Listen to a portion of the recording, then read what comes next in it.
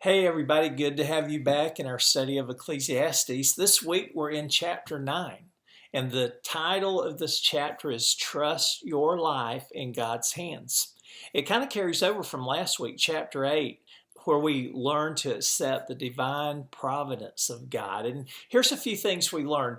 We learned that many things in life are beyond our control, and a wise person accepts God's divine providence.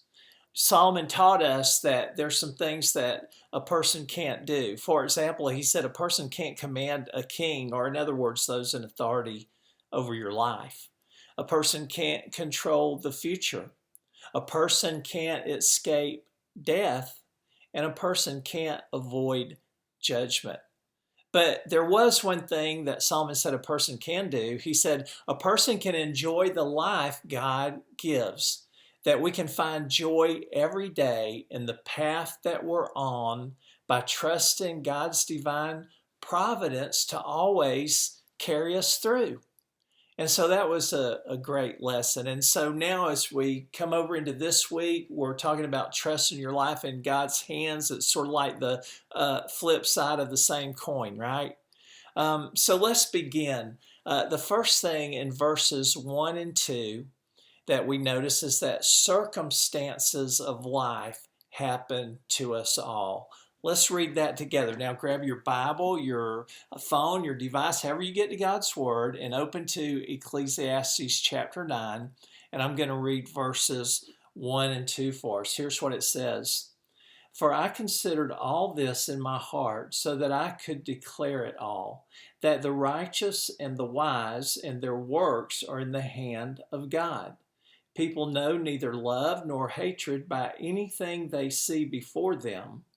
All things come alike to all. One event happens to the righteous and the wicked, the good, the clean, and the unclean, to him who sacrifices and him who does not sacrifice. As is the good, so is the sinner, he who takes an oath and he who fears an oath. So did you see all that there? You know, in verse 1, here's the first question I want to ask you. To what degree is God involved in our lives daily? How much involvement do you think God has in your life? Do you sense His presence closely with you throughout the day? Or do you feel that He shows up as He's needed? That's a question only you can answer to yourself. But verse 1 clearly tells us this, that all things are in the hands of God. And then in verse 2, we learned that life happens all in the context of chance. It can happen to one, it can happen to the other. It can happen to the good, it can happen to the sinner. So let me ask you this question. How do the circumstances of life impact our lives? How do those circumstances impact your life today? Well, the circumstances of life do not impact a person's character. Rather, a person's character impacts the circumstances of life. Do you understand what I'm saying? It's more about our character than about what's going on in our life. If we have a strong, godly character, we're probably going to get through the hard times better. If we have a weak and sinful character, we're probably going to struggle way more through the difficulties of life. For example, two people can be facing the same diagnosis of cancer and yet respond in very different ways based on their character, based on what they believe about life, based on what they believe about how much God is involved in their life. So really the circumstances don't impact our life. Our character impacts the circumstances. And then we learn in verses 3 through 6 an inescapable truth that death claims us all. Let's read verses 3 through 6. This is an evil in all that is done under the sun, that one thing happens to all. Truly, the hearts of the sons of men are full of evil. Madness is in their hearts while they live, and after that they go to the dead.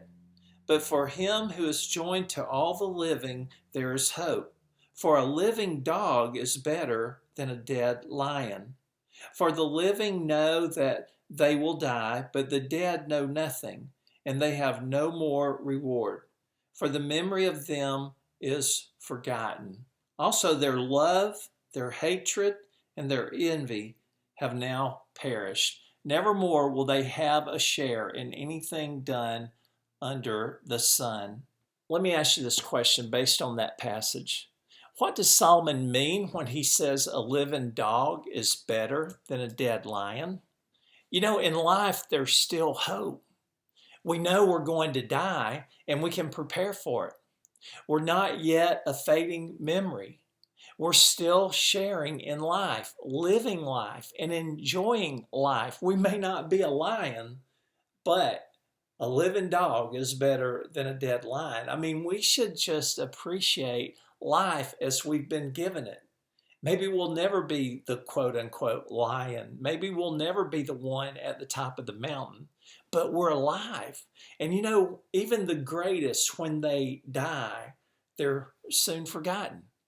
Now, verses 7 through 10 teaches us that we all have a share in life. Let's read that together. It says, "Go eat your bread with joy and drink your wine with a merry heart, for God has already accepted your works.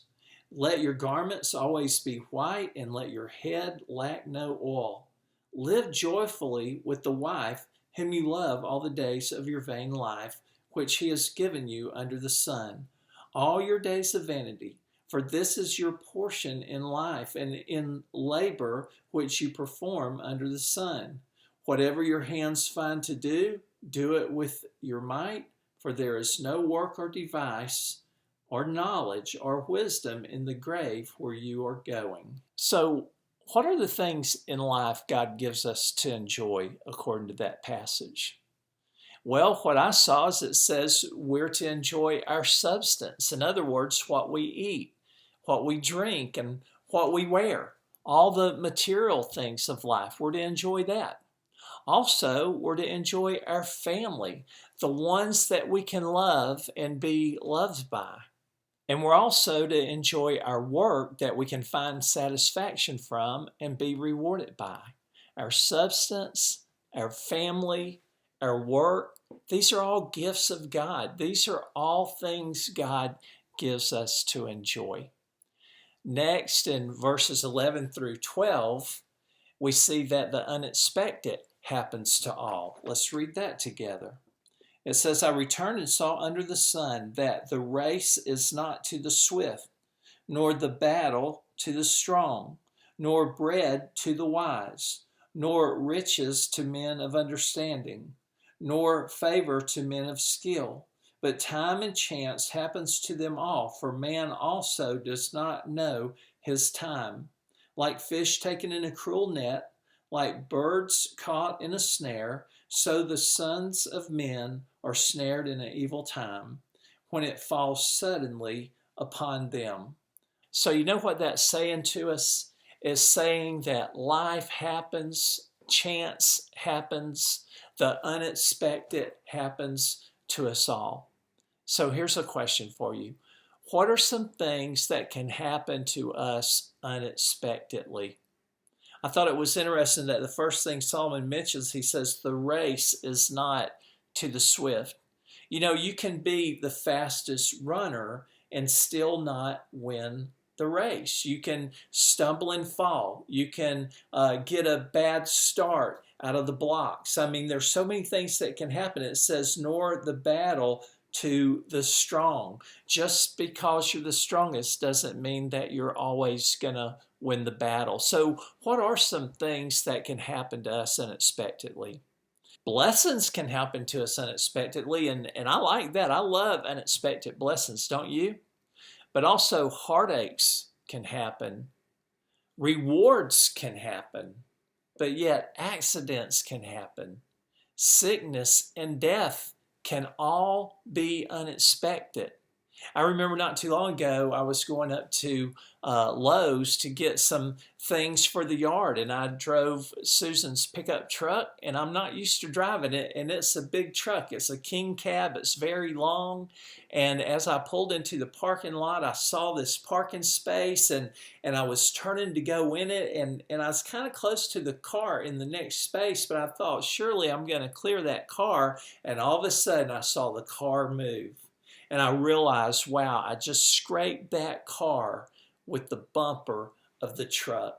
Totally unexpected. So what was going to be about a 15-minute trip to run up there to get some things for the yard and come back and continue my work ended up being about an hour, because you know what I had to do? I had to sit there and I had to wait for those folks to come out of Lowe's. Wait for them so that I could show them what I had done. And not only that, I had to report it to my insurance, right? I mean, it was so unexpected, and it just changed the whole reality of my day that day. Has things like that happened to you? Listen, here's the thing, is that the unexpected happens to us all, and we have no control over that. So many things in life happen to us. And as we close out this chapter, let's look at some of the conclusions that Solomon shares. And the main conclusion that I see in verses 13 through 18 is that wisdom is better than foolishness. Let's read those verses. It says, "This wisdom I have seen under the sun, and it seems great to me. There was a little city with few men in it, and a great king came against it, besieged it, and built great snares around it. Now there was found in it a poor wise man, and he by his wisdom delivered the city. Yet not one remembered that same poor man. Then I said, wisdom is better than strength. Nevertheless, the poor man's wisdom is despised, and his words are not heard. Words of the wise spoken quietly should be heard rather than the shout of a ruler of fools. Wisdom is better than weapons of war, but one sinner destroys much good." You know, that passage is a parable, and it's kind of a riddle, right? What is it saying, and what should we be learning from that parable there, that story? Well, here's what Solomon says to us. He says we should choose wisdom over strength. He says we should choose wisdom over shouting. We should choose wisdom over weapons. And we should choose wisdom over sinning. You know, a wise person is one who trusts their life in God's hands rather than in their own strength. Our wisdom and our faith may never be appreciated in this life, but one day death will come, and after death, our wisdom will be appreciated and rewarded by God. So what are the conclusions? Trust your life in God's hands. He's got this. He has your life in control, even though your circumstances may not be in control right now. You know, circumstances happen to us all. Life happens to us all. We never know what tomorrow's going to bring. But if we're living a life where we're trusting our life in God's hands, then we know that we're in good hands and that He's going to take care of us. He's going to get us through this. He's going to help us to move on beyond whatever despair we might be facing today. So wherever you are today, whatever you might be going through, whatever your circumstances might happen to be, I just pray that you'll trust God with your life. Just turn it over to Him.